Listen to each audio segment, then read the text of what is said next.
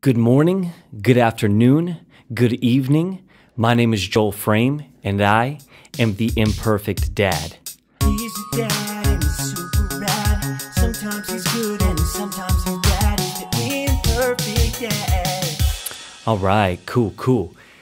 Yo, it feels so good to be back. I have to start off with an apology because the last episode I said that I would be releasing a vlog last week when we were in Florida over Thanksgiving. And there were all kinds of crazy things. My phone was not working, and it was like a ghost was grabbing it and swiping things and opening apps and getting rid of apps.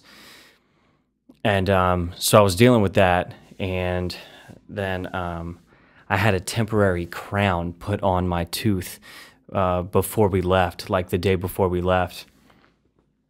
And something happened to where part of my dentin was exposed, and dude, you had to peel me off the ceiling every time I took a sip of anything that was remotely cold or warm. It was awful. It was absolutely terrible. One night I said, I can't do this anymore, and it was the night before Thanksgiving, literally the worst holiday that you could ever have a tooth problem on, Thanksgiving. So it was the night before, and I was like, I got to go find something. And so we went and tried to get Orajel, something that would numb it. When we touched it with the Orajel, oh my gosh, I was screaming in the aisle in Publix at like 9:30 at night. It was some of the most pain I've ever felt.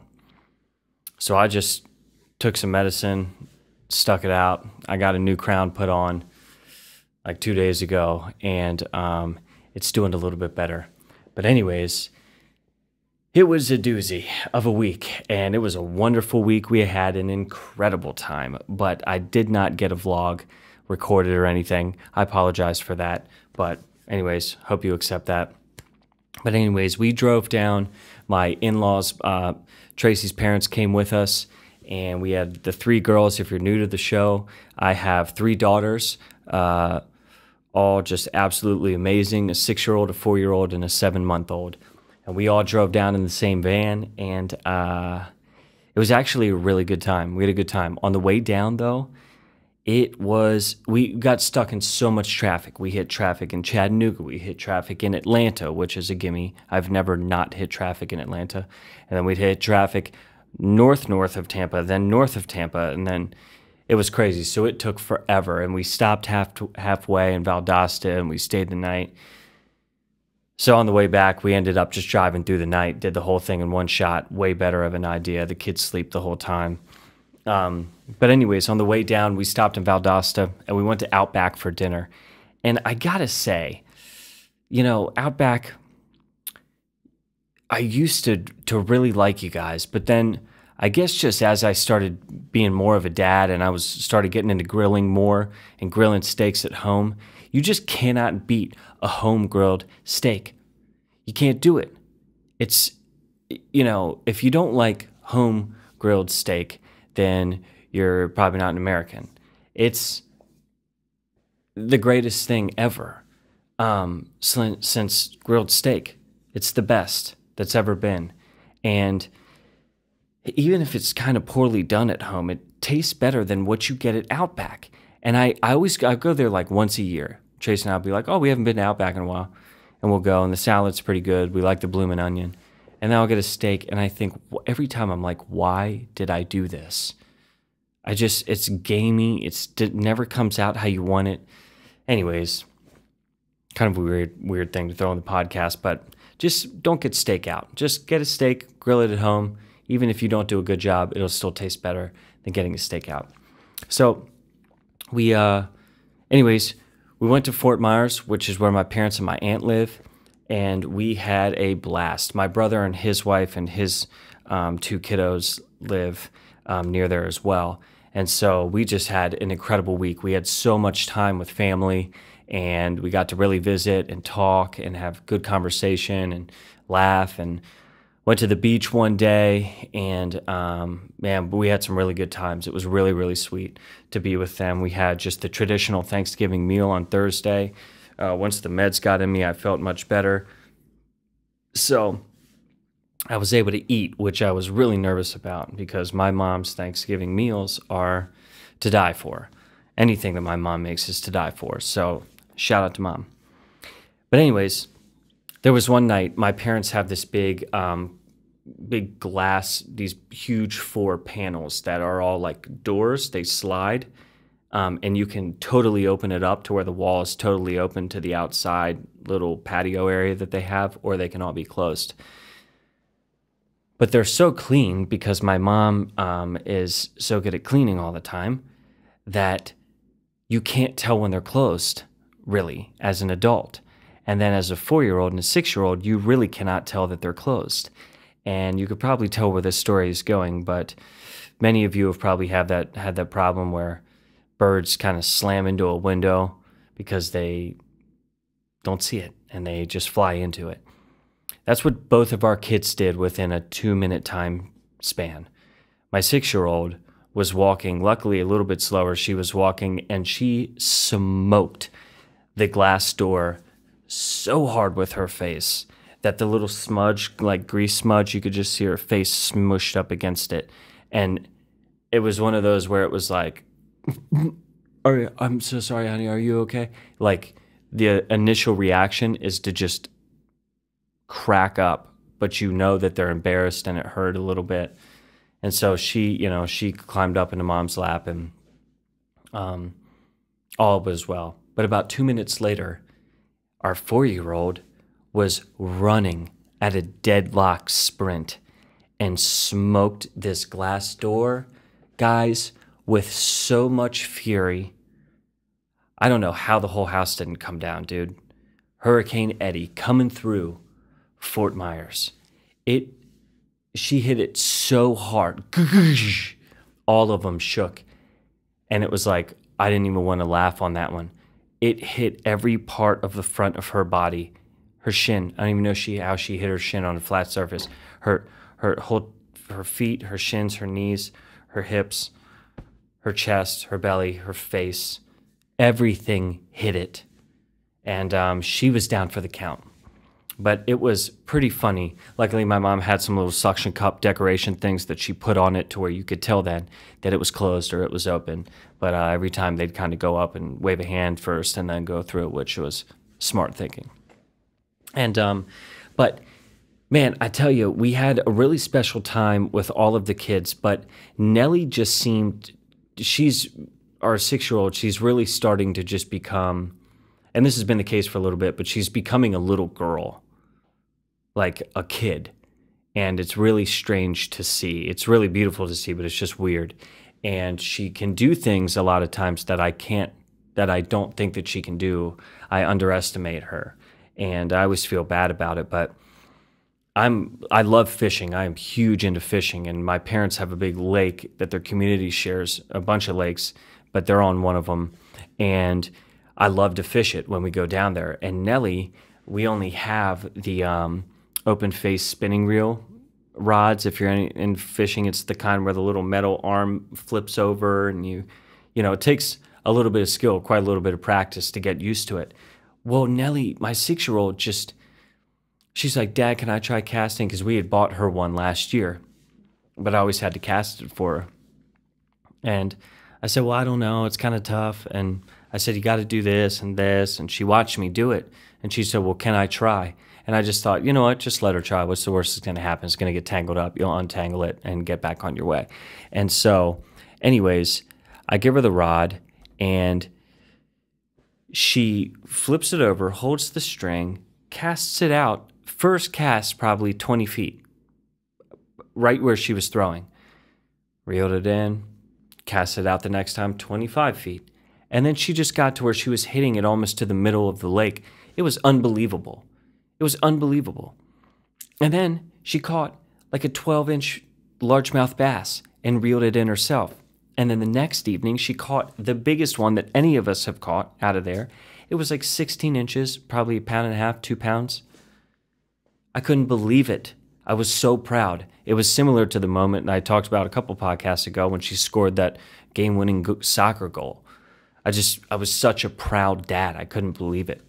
And she still didn't want to hold the fish, and I got to watch it because I'm like, come on, just hold it. It's not going to do anything. Just hold it. And I get like kind of forceful, and I got to not do that because I don't want to push her into it. If she wants to hold it, she can. If not, it's good, all good. Daddy will hold it.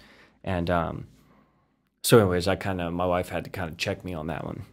So I appreciate that. If I'm talking kind of weird or look kind of weird on camera, I have the piece of wax covering where that temporary crown is, because part of what they did, they still left a little gap and hurts a little bit. So I have a little bit of wax up there. And so anyways, but Nelly, then my dad has this old school hockey game. It's like this tabletop hockey game. And I remember seeing it as a kid. We may have even had it for a little bit, but it's super old school. So my dad played it when he was a kid and teenager and stuff. And it's kind of like foosball, but cooler. I don't really like foosball. I'm just awful at it. So that's probably why I don't like it.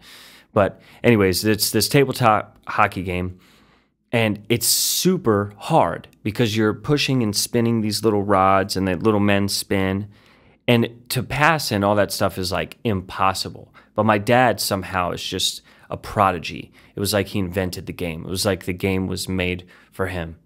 He's so good at it. He passes it. He runs plays. It's just unbelievable. And so I can't do anything against him. My father-in-law, who was down there with us, he's super good at games like that. He couldn't do anything against him. And enter Nelly. She takes a couple swings at it and ends up being so good that at one point in one of the games, she was beating my dad. I may be wrong. I think she beat him one game. But the eye-hand coordination has to just be on point. And she was doing it. It was crazy. But I say all that to say this. We spend a lot of time going, wow, Nelly, oh my gosh, guys, come look at Nelly. Can you see Nelly? Did you see Nelly? This, Nelly, that. She's so fast. She's so good. She's so strong. She's all this, which is great. But I started to see her sort of start getting a big head about it. And she was playing hockey with my dad one night, and she was like, oh my gosh, Dad, did you see that? I got a goal before Bob did. I'm so much faster. I'm so fast. And she was saying all this stuff, and I kind of had to pull her aside and say, hey, buddy, you're doing a lot of really, really cool things this week, and you're showing us a lot of really impressive things. And a lot of people are saying a lot of really nice things. But something that's very important that I'm not the best at, but I try to be, is humility. You got to be humble. So when people say all these things, you don't go, yeah, I am the fastest, I am the strongest, I am, this, that, whatever. If you are those things, cool. But when people are saying those things, you say thank you, you take it, and you just keep pushing forward and being the best you can be, trying your hardest or whatever it is. And don't start saying the things that other people are saying to other people about yourself. And she got that. She really got that. So she started just kind of saying thank you. Nelly learns lessons really well, and she's a really teachable kid. And so anyway, she took that pretty quickly, and so that was nice. But I just really want to make sure that I want to be encouraging my kids and constantly building them up and telling them wonderful things about themselves. But I also, in that, I want to teach them about humility, and that it's, mommy and daddy are saying, wow, can't believe how smart you are. Can't believe how hard you worked to do this. And, then they go to school saying, I'm so smart. I'm so smart. I'm smart. And it's just, I don't want that happening. We all knew that kid. And so anyways, but man, we had such a great time, and we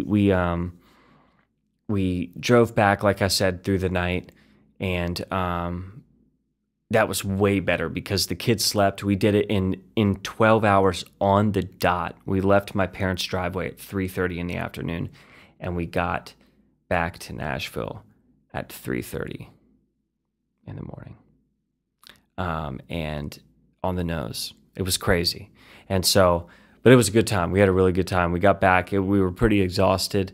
I played disc golf that day with my father-in-law. We had an absolute blast. We always have a great time doing that. I got to play some of that in Florida, so that was dope. That's always a good thing. But anyways, we're kind of getting back into the swing of things now, and it's kind of tough after being with family and then coming back and not being with them. It's always tough, but we'll see them again soon. And man, we just had such a good time. Yeah, we've been getting back into the swing of things here, and I don't know why my wife did this, but she scheduled a dentist appointment for our 6-year-old daughter and our 4-year-old daughter, and today at 2:30 when she couldn't be of assistance, and so I had to take all 3 girls to the dentist. And you know what? We knocked it out of the ballpark. I think we did a really bang-up job in there. The assistants and the hygienists, they just absolutely loved Georgia, of course. Eddie did wonderful. She was very curious. And she, at one point, she grabbed the sucky thing, the little suction thing, out of the hygienist's hand and stuck it in her own mouth and thought that was funny. And so she was being super cute.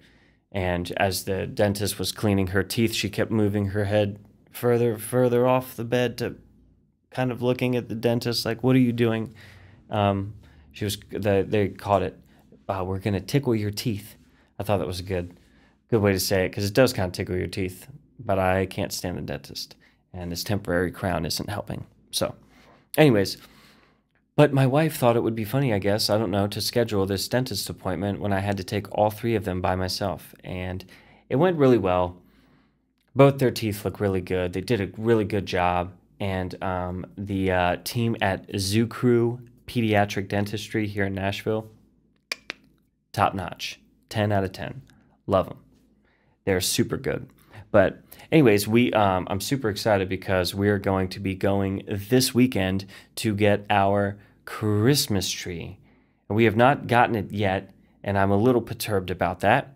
We tried to go the first weekend in November when my parents were here, but no Christmas tree places were open at that time, which is a travesty to me. I feel like as soon as November hits, every Christmas tree farm should be open and ready for business because the frames will be there. We love putting it up early because the season just goes too fast. And normally we go away for Christmas, so we're gone for like a week or 2, and we don't get to see it for that week, so we start it, a little earlier. But anyways, we're going this week, and one of my fondest memories growing up was when we would go get the Christmas tree. We would always do it the day after Thanksgiving. And we would go, my brother, my mom, and dad, and I, and we'd always go to the same Christmas tree place. A couple years we mixed it up, but we ended up, going back to the place we'd always gone to after a couple years. And I forget what it was called. Stouffer's? No, I don't know. Right now my mom is saying the name. I guarantee it. I can't think of what the name was.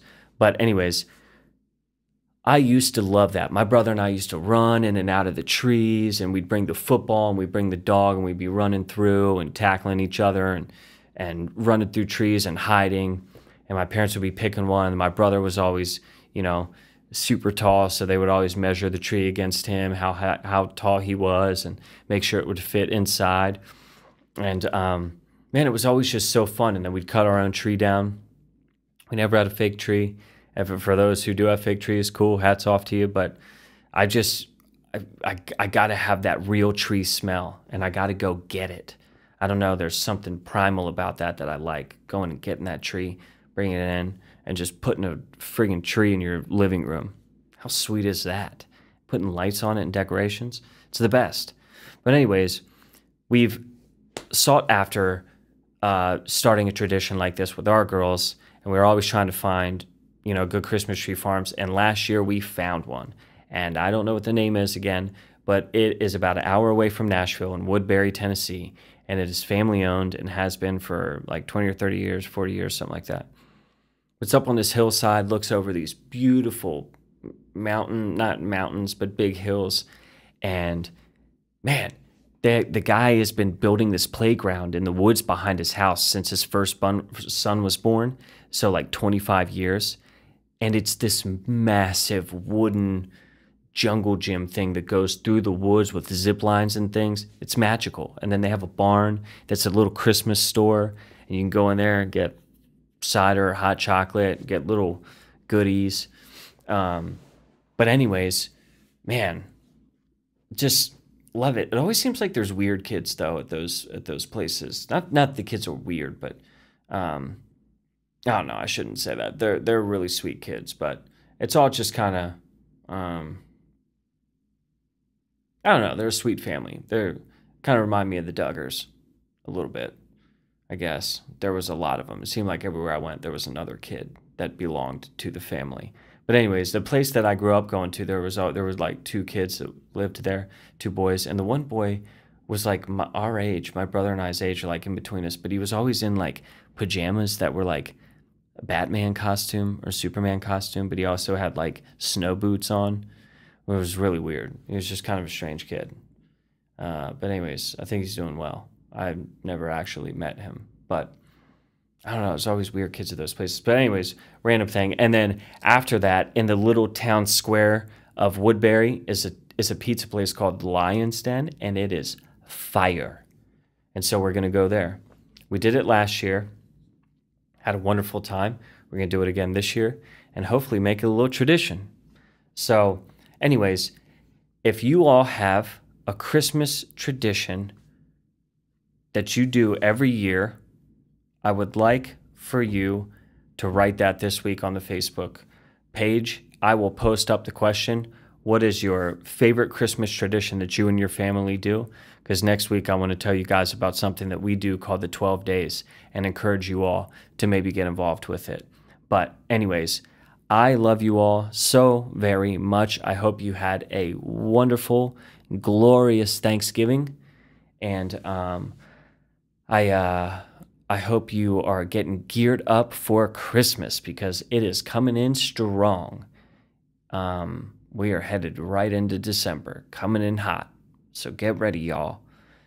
And hats off to you. It's so good to be back. I love you guys. Episode 8. If you haven't done so, subscribe to the YouTube channel. Like us on Facebook, Instagram. I don't know why I said us, me. Facebook, Instagram, Twitter, @DadImperfect. It's that easy, y'all. It's that easy. I love you guys. Signing out. Joel Frame, the Imperfect Dad. Live and direct. Sometimes he's good and sometimes he's bad. He's the imperfect dad.